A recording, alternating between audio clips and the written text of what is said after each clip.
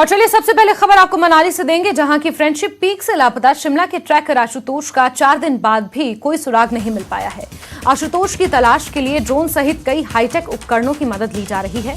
एक expert rescue team friendship peak के पास camp बनाकर लगातार सर्च ऑपरेशन में जुटी हुई है। ये ऑपरेशन कितना मुश्किल भरा है ये आपको दिखाएंगे, लेकिन आपको बता दें कि कई हाईटेक उपकरणों का भी सहारा लिया जा रहा है, लेकिन अभी तक आशुतोष का कोई सुराग नहीं मिल पाया है।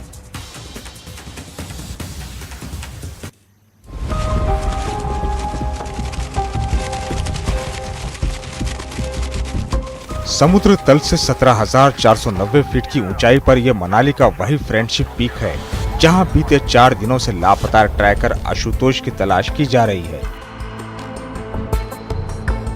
आसमान के ठीक नीचे दिखाई दे रहे इस पीक पर पहुंचना जितना जोखिम भरा है, उससे कहीं ज्यादा मुश्किल है यहां सर्च ऑपरेशन चलाना।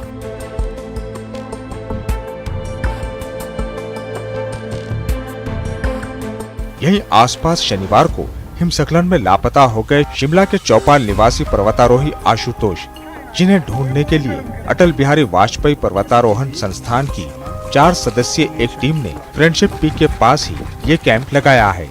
जो कितना खतरनाक है वो आप बर्फ की चोटी पर तूफान के इस मंजर को देखकर समझ सकते हैं।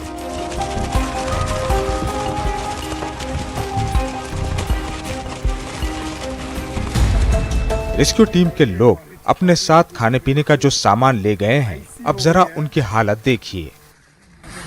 और ये पूरी जम गई है। ओ बाबा, ये है जी हमारे चने।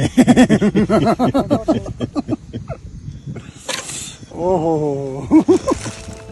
बहरहाल जान जोखिम में डालकर यह टीम आशुतोष की तलाश में जुटी हुई है।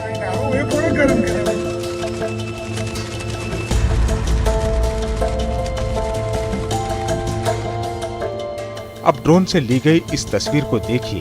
बर्फ की समतल चादर के बीच एक जगह पर गड्ढा जैसा दिखाई दे रहा है और उसके पहले इंसानी पैरों के निशान भी दिख रहे हैं। माना जा रहा है कि यही वो जगह है जहां आशुतोष हिमस्खलन की चपेट में आए। रेस्क्यू टीम इस हिस्से को पूरी तरह खंगालेगी, लेकिन उसके पहले कई हाईटेक डिवाइस से आशुतोष के पास मौजूद मोबाइल को ट्रैक किया जा रहा है, जिससे सही लोकेशन का पता चल सके। हम 20 फीट तक जो है वो डिटेक्ट कर सकते हैं। आशुतोष की तलाश में प्रशासन ने पूरी ताकत झोंक दी है, जो बाकी ट्रैकर से अपील भी कर रहे हैं कि फिलहाल 15,000 फीट की ज्यादा की ऊंचाई पर जाने का जोखिम न उठाए और हर वक्त प्रशासन के निर्देश को फॉलो करते रहें। सचिन शर्मा, न्यूज़ 18 मनाली।